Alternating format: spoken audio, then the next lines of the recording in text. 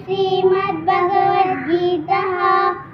ओम पार्थाय प्रतिबोधितां भगवता नारायणेन स्वयं व्यासेन ग्रथितां पुराणमुनिना मध्ये महाभारतम् अद्वैतामृतवर्षिणीं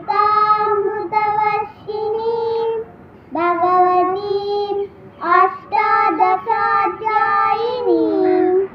अम्ब त्वामनुसन्दधामि भगवद्गीते भवद्वेषिणीम् అనగా ఓ భగవద్గీత మాత, పునర్జన్మను నాశనం చేసేవాడైన నారాయణుడు నిన్ను స్వయముగా అర్జునికి ఉపదేశించాడు. తరువాత పురాతన ఋషి అయిన వ్యాసుడు